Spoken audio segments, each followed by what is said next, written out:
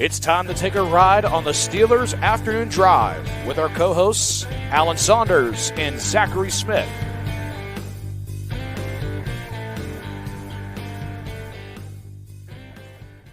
Welcome back to another episode of Steelers Afternoon Drive. I'm Zachary Smith, and he is back. Alan Saunders back on the podcast this week, back from his vacation. Appreciate DB and Nick Faribaugh for joining me last week to help out. But Alan, back in the saddle. How we doing? I'm ready to go, man. Fired up. We got the intro music. Yes. We got Brandon Rossai. Got the OG gang back together. You know, I love when Nick and Derek are on here, but that means I don't get to play that normal intro and hear Brandon Rossai's voice when that's the case. So I appreciate having you back on here. That's obviously reason number one. I mean, I like our conversations anyway, but I'm sorry, Brandon Rossai's voice above all else. So he's yeah, absolutely. Alan, what's funny is we had a conversation on here last week. Somebody put Derek and I on the spot on Monday and wanted to know, listen, everything, stop what you're doing right now. Give us your 22 starters for the Steelers offense and defense. And someone wants to put you on the spot now. So Derek and I have already done this exercise. I'm curious to see how different yours is going to be, but without a single training camp practice taking place, they're putting you on the spot here saying, give us your predictions starting offense and defense. Yeah. So do you remember what your picks were? Do you have them somewhere? Yeah, I have my you will see how different my notes up. So well, also here though, I feel like we should clarify before you go on this, because like do you feel like there's only 22 starters? Because realistically, like slot corner is a starting spot, right? I feel like for the Steelers, you could even say like Darnell Washington could get introduced with the starters. They're gonna play a lot of two tight ends. So like how are you going to go about that? That is an interesting question. Yeah.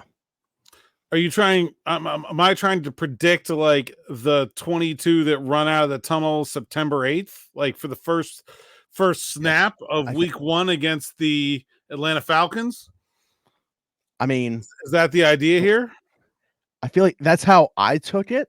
All right. Well, that's how I'll take it. They have been asked to say who will play the most, but like, I don't know. I want the starting 22 for September 8th against the Atlanta Falcons.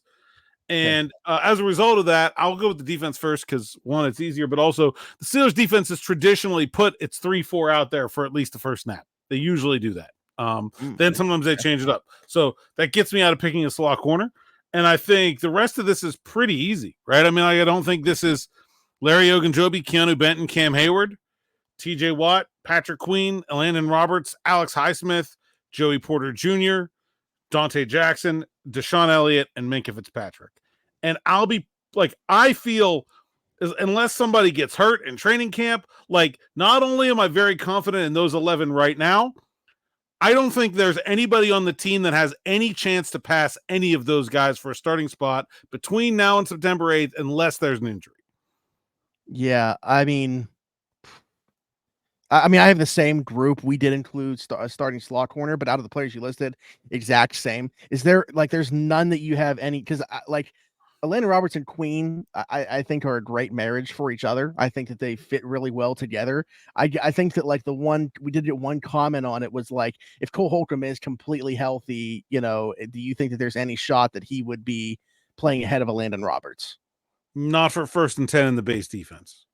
He might end up playing more. But not for 1st and 10 in a base 3-4 defense. I would agree with that. But that is the only one that I think anybody, like even not just between us, but even on the outside, was kind of contesting. And if you were to have to list a starting slot, though. If you make me pick a starting slot, it will be DeMonte Casey. Not playing the slot, but moving Elliott down. Okay. All right. So that is where I don't remember what Derek's pick was. I was between, obviously, Beanie and Josiah, two guys that are competing there, and I opted for Josiah just because he has, like, between 35 and 40 NFL games under his belt. Yeah.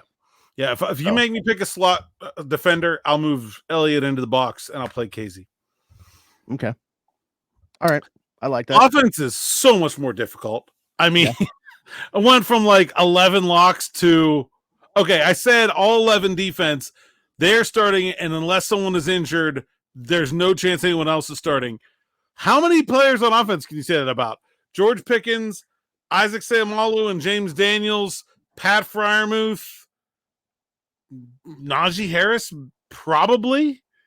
Yeah.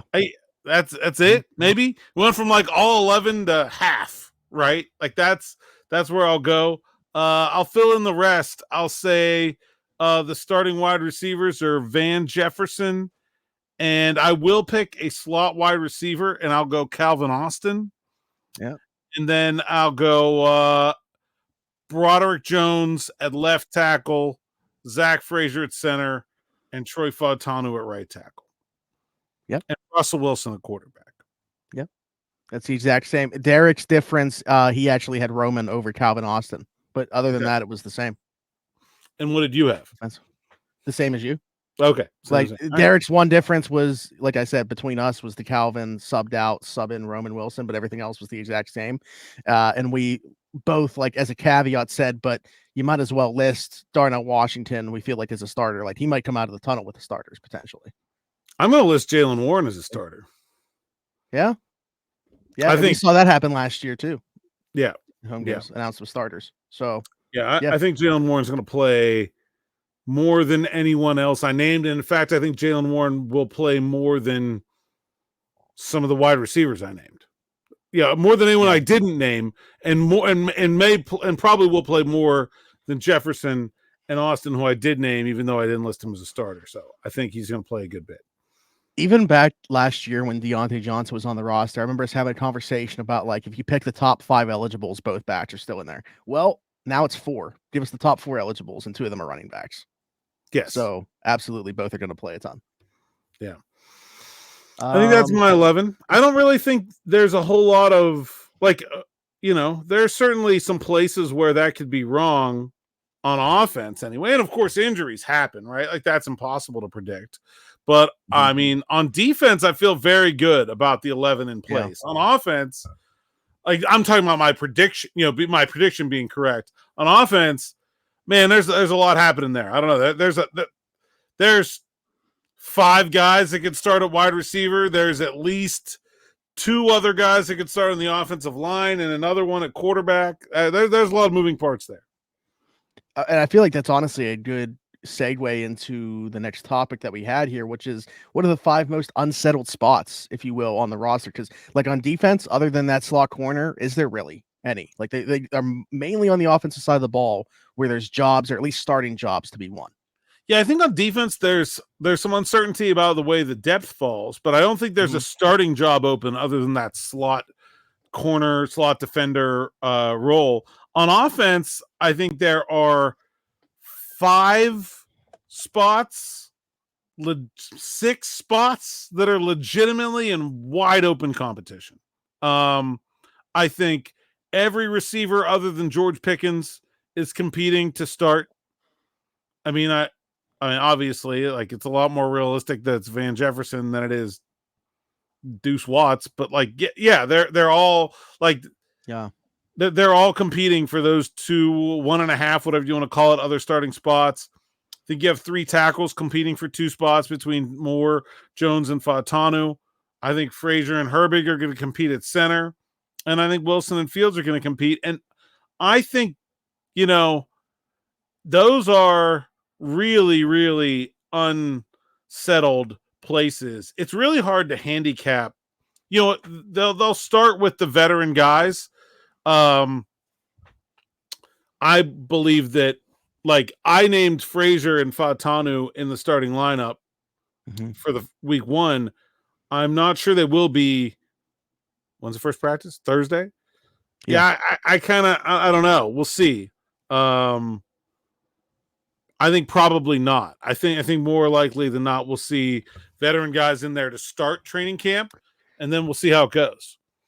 Can you recall maybe from past years, like, of course this isn't linear, but, like, just out of curiosity, do you recall from past years, like, when you would start to see that transition take place potentially? Like, for because we feel like those are going to be the starters. When they unseat the incumbent veteran is TBD, but, like, in past years, like, when was it that, and we saw Keanu Benton maybe get more snaps at that spot as opposed to Monty Adams or whoever might have been in front of him? Yeah, it's been, like, pretty different. I mean, I think it just depends. Like, every situation's a little different. I remember, like, Devin Bush started day 1 of OTAs. Najee Harris started day 1 of OTAs. Yeah. Kendrick Green didn't start in OTAs and minicamp, but he was with the first team starting the first practice of training camp. He was behind J.C. Hassenauer in the spring. Now, a lot of other guys had injuries or whatever. Like Dan Moore didn't start because they were that was Banner's spot, and then he got hurt. Trying to think of some other. What about George with the receivers in 22? Because I don't recall how. George was pretty sure George was a starter from OTAs. Okay. Yeah, because.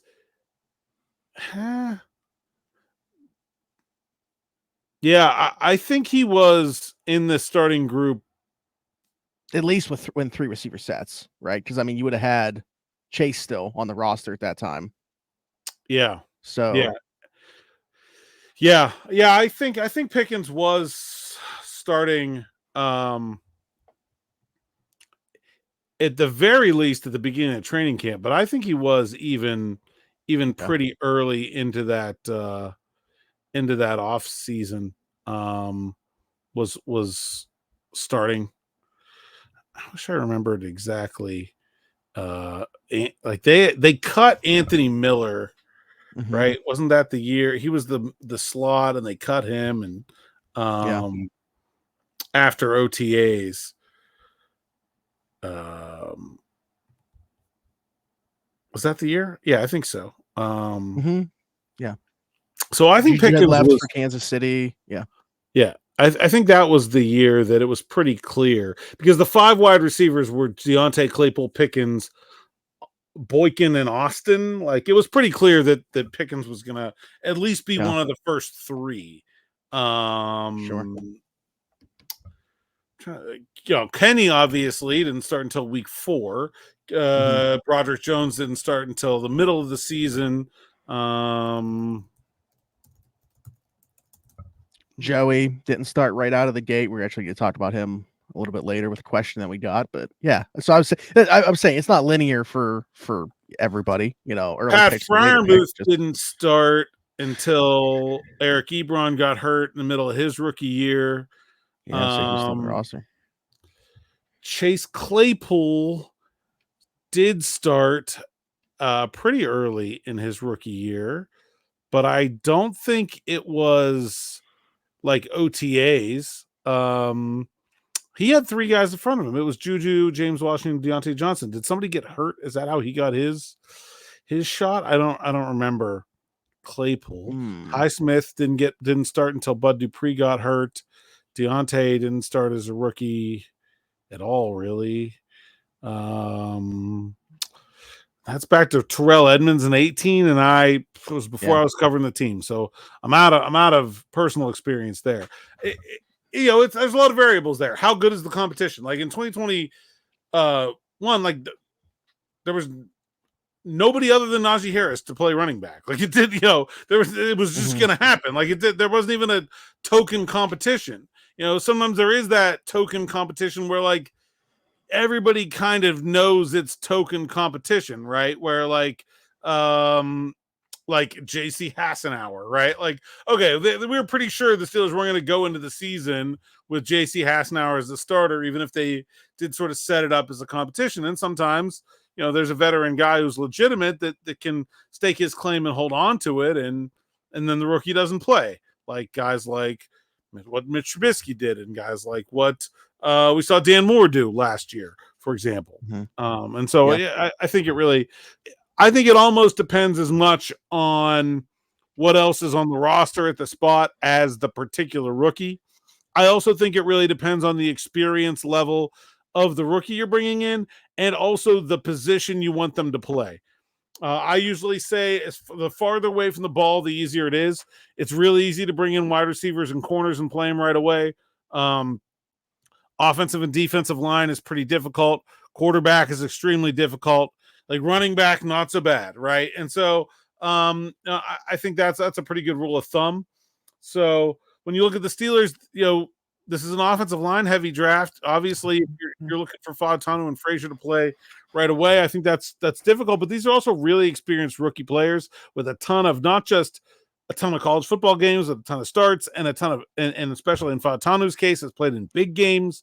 So I think they'll probably be guys that'll be ahead of the curve in terms of starting early. I also think the Steelers may be a little bit snake bitten from what happened in 2021 when they had to play Kendrick Green because they really didn't have anybody better, and Dan Moore after Zach Banner got hurt, and they struggled. It didn't go well. So I think the Steelers are going to want to make sure that those rookie linemen earn it, and they're not just giving it to them because they were the draft pick, because they remember that rookie offensive linemen are not always very good.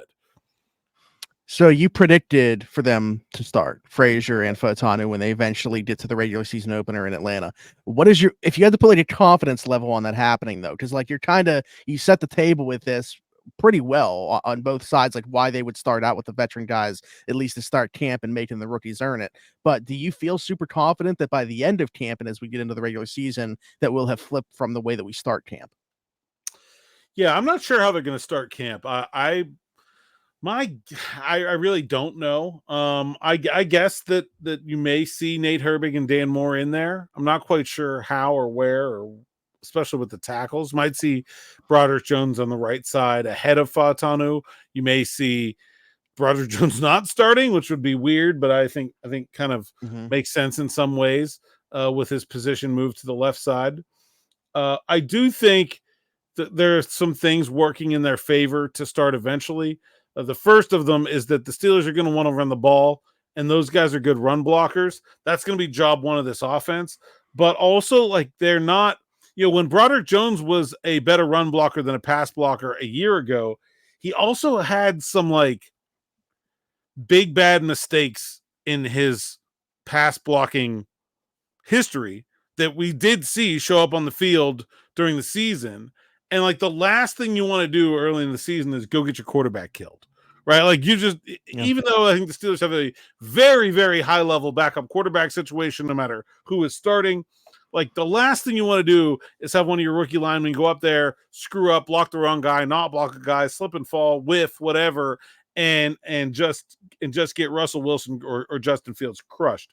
And so I think there will be some level of caution there, but like those guys to me don't do that. They just don't have as much whiff in their game, for lack of a better word, as Broderick Jones did a year ago, probably because they're so much more experienced. And so I do think we will eventually see those guys win those jobs, but I'm not sure that we're going to see it at the beginning. And I do think the Steelers are going to be very sure of those moves before they make them. It's confidence is a weird thing with young players. It's a lot easier to have a guy who wants to play more than he's playing and manage that than have a guy play and play poorly and then have to tell him that he's not going to play as much as he has been playing. Like that's so much worse for the personality management of the roster. And so like you don't unmake those moves, right? Like you just don't. Once your young guy is starting, he's starting.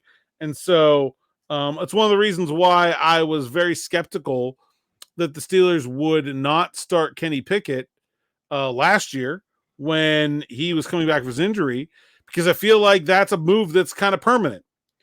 And it turned out to be very permanent. I just wasn't necessarily on the same wavelength that the team was kind of ready to be done with him at that point. But so I think they'll be sure, and they're going to want to see it on the field. And, unlike wide receiver or corner, where you can learn a lot about a guy at OTAs and have a lot of confidence in his ability throughout stuff that we've seen throughout the early part of the summer, the O linemen are basically like if you come in at the draft at 0 and you need to get 100 by the start, but for the team to feel comfortable for you to start, like the DBs and the wide receivers might be like 80 now, and the offensive linemen are like 8. Like they haven't done anything to show anybody that they can do this yet. So I think they'll be a little bit more cautious with those guys than they would if they had similarly experienced, similarly talented players at like skill positions with the same kind of veteran competition. I actually wanted your take on something because we just popped in my mind as we talked about the receivers, and Nick and I talked about this last Wednesday.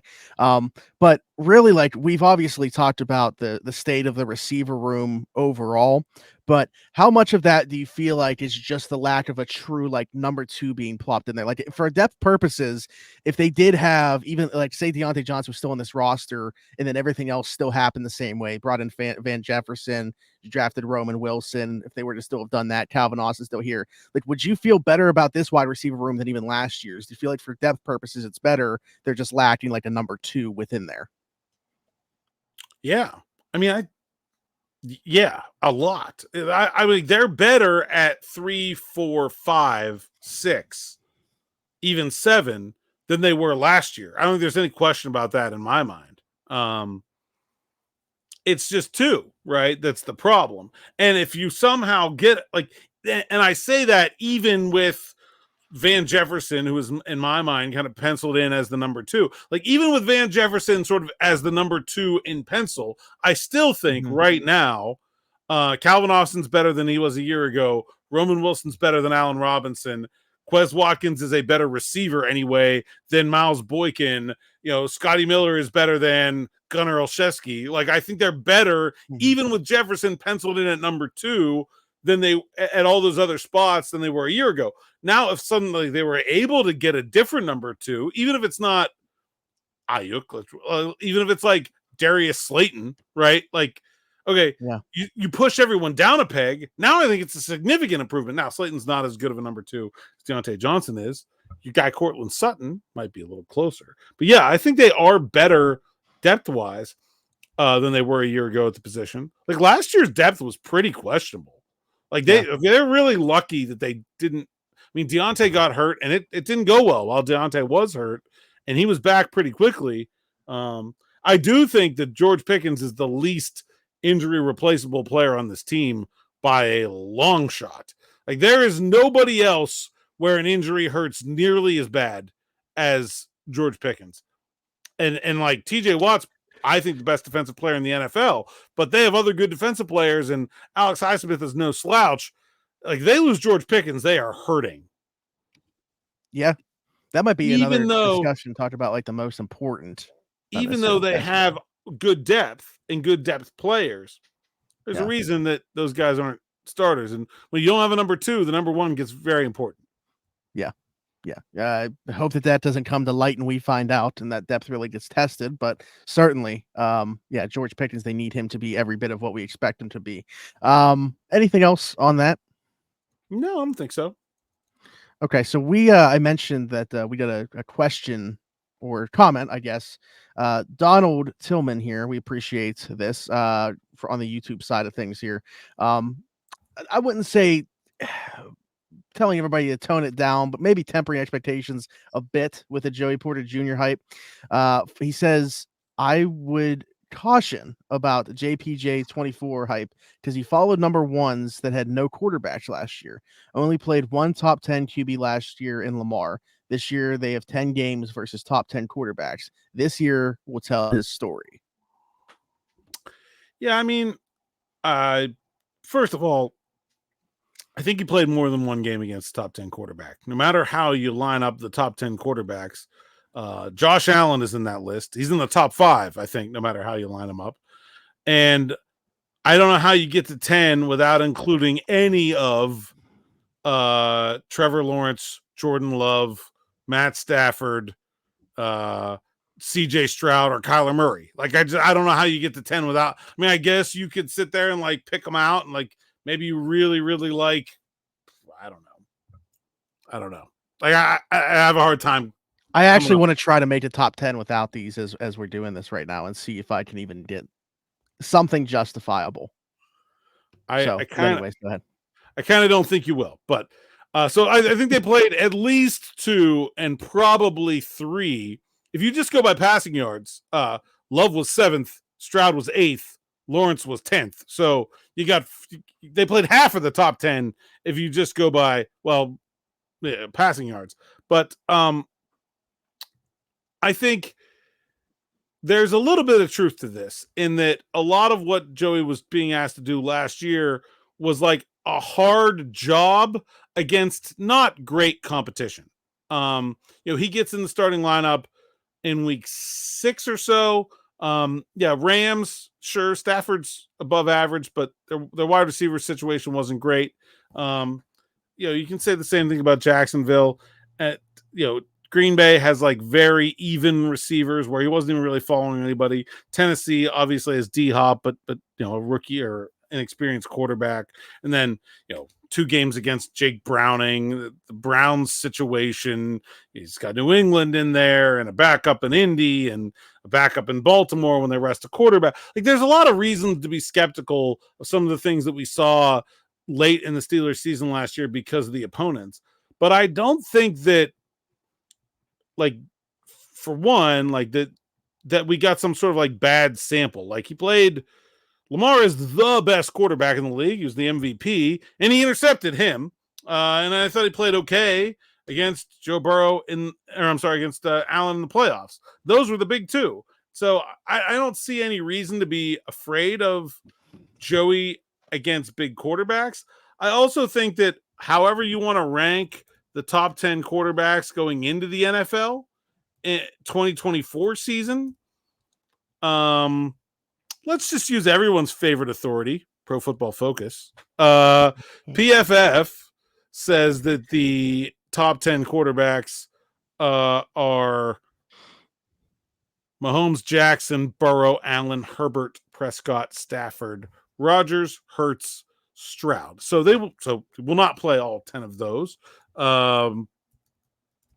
Plays most of them and may have 10 games against them because he's got 2 against Lamar and Burrow. But look, Joe Burrow and Lamar Jackson have been in the Steelers division for 3 years now, and they've never played 4 games against the 2 of them. Like, so I caught and who looks like, did anybody have CJ Stroud in the top 10 quarterbacks in the NFL at the beginning of last season? No. So I caution a lot in this type of analysis of saying like, oh, these guys are going to play this year so much better. You don't know. I don't know. They don't know. Like, we don't know who's going to play. For one, guys get hurt all the time, especially at that position. See it every year. 2, there are definitely going to be guys that are way worse than we think they might be, and there are definitely going to be guys that are way better than we think they might be. And so I don't think there's any reason to look at the sampling of quarterbacks that he played last year with games against Allen and Jackson, T-Law, and Love, and he didn't play that much against Stroud, but Stafford, and say this is Kyler Murray, and say this is some kind of abnormal distribution of quarterback play. He got the NFL quarterback experience. He got some great, he got some average, he got some bad. I don't think that there's anything wrong with the sample that he got. I don't think we should feel like it to be wary of it going forward. The Steelers do have a difficult schedule this year. There's no 2 ways around that, but I don't think it really applies in this way. Okay, I got a list. And we're including Josh Allen in the list just in case he was not including playoffs. He was just looking at the regular season when he made this statement. But it does not include Jordan Love, CJ Stroud, Lamar Jackson. Oh, wait, he included Lamar Jackson, so I could have had Lamar Jackson on here. But either way, okay, so I got 10 names here that don't include any of the names besides the one that he played last year, and Joey Porter Jr. That is Patrick Mahomes, Joe Burrow, like I said, Josh Allen, Dak Prescott, Kirk Cousins, Tua, Brock Purdy, Jared Goff, Jalen Hurts, Justin Herbert, Aaron Rodgers. It's not a terrible list, I would say. But, Joe Burrow couldn't have been a top 10 quarterback in the NFL last year because he was awful and then he was hurt. So, yes. Not a good list. I think listen, I think you could, there was good reason to be skeptical of the Steelers going on this run against bad opponents at the end of the year last year and a bunch of teams playing backup quarterbacks and getting into some fortunate situations. But I don't think we really need to apply it to a specific player in that way. That's just the way the league goes. I'm sure that a lot of the games you have circled right now as very difficult opponents are not going to turn out to be, and probably vice versa.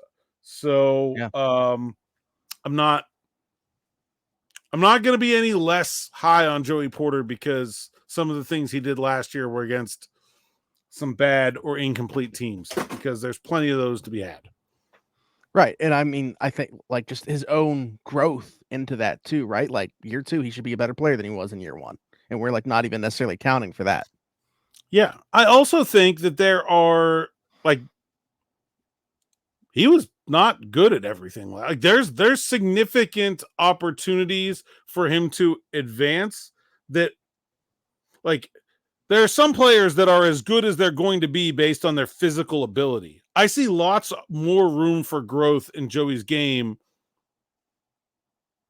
in the mental side of it. You know what I mean? Like, he doesn't have to get bigger, taller, faster, or stronger to get a lot better. It's hard to do those things once you're a fully formed adult. I'm not saying it's impossible, but it's difficult and it's rare. But guys just learning to get better. Like, you look at a lot of his struggles in zone coverage. Like, he can clean a lot of that up, and it was reasonable to expect him to struggle because he didn't do a lot of it in college. And so, like, I think he's a player that we should expect to not only be as good as he was last year, but I'll be frank, a good bit better going forward, because I think he has room to grow. Like, there's more to go there to reach the ceiling of his talent potential. Yeah, I agree. That's why I'm super excited. I understand where this comment is coming from. Maybe people are getting a little bit too over the top with it, but I'm very excited to see what year 2 has in store. I'm excited to see just part 2 training camp, him versus George Pickens again, because that was a lot of fun last training camp. It was. And I think George got the better of him in the whole. I'm interested to see if that's going to happen again, because I kind of don't think it will. There we go. All right, Alan. By the way, PFF said Joey Porter Jr. was the 32nd best cornerback in the league entering the 2024 season. I mean, by their own metrics, he was rated much higher than that in 2023. I understand being cautious about putting him inside like the top 10 right now. I think like I could get on board with anything like in the 15 to 18 range somewhere. I think would be fair entering 2024, but I think he could be in the top 10 by the end of it. I'll say this: low. I agree, and I think, I'll be honest, I think the cornerback position is going through a bit of a transition in the NFL. Like, how many great corners are there? We can all point at Sauce, and obviously he there's some really rare guys, but like some of the guys that were there, the Jalen Ramseys, the Trayvon Diggses, like some of those guys, Stephon Gilmore obviously had a big decline. Like, there's Marshall Lattimore. Yeah, like that, and there's this second group of guys that are like the right age, but I don't know, Shavarius Ward, Jalen Johnson, Kendall Fuller, Teron Johnson, like these are good players, but they don't feel like great players to me. And I think Joey Porter Jr. can be a great player. Well, Jerry Sneed is a guy I probably should have mentioned. Trent McDuffie. Earlier. Yeah, like there's a lot of guys that are in that conversation, but you're right. Like, just from like, there's no reason that Joey couldn't be in that group or above. Like, when you look at like some positions, okay, like who's the best edge rusher in the 2024 draft class? I don't know. I mean, for me, I like Laiatu Latu more than anybody else, but obviously the injuries were. I mean, whatever. I mean, Dallas Turner was the highest ranked, right? Dallas Turner, highest drafted. Yeah. Okay, whatever. Like, I'll sit here and say, like, none of those guys is going to be an all-pro this year, next year, or the year after that. I'm 100% sure of that. Like, go look at how good the edge rushers in the NFL are. Like, they're not going to get there. Can you say that about Joey Porter Jr.? I can't. I'm not saying it's likely, but like, there is not some abundance of corner talent that is going to be holding him back if he reaches his potential either. Yeah, I agree. All right, let us know what you think in the comments about that specifically. Anything that we talked about, any questions for a future episode, all that good stuff. Alan, tell the people they can find you. At @Saunders_PGH, PGH Steelers Now, SteelersNow.com. Use promo code Allen10, get $10 off. All the best stuff for myself, Derek Bell, and the whole rest of the team at Steelers Now. Like and subscribe to YouTube channel. Hit the bell for notifications. Check out Steelers Afternoon Drive on TikTok. And starting Wednesday, you can find me at St. Vincent College. Fired up, man. I'm ready to go. There we go. And if you're not watching the video form, if you're listening on any audio platform, Apple, Spotify, wherever your podcast from, be sure to leave us a 5-star review and subscribe over there. So you search Steelers Afternoon Drive, you'll find us right there. Find me everywhere, Zachary Smith, PGH. I will also be at St. Vincent College this upcoming weekend, Saturday and Sunday. So find me there then with Alan Saunders and the entire gang. So, but until then, do everything that Alan said, do everything that I said. We'll see you next time on Steelers Afternoon Drive.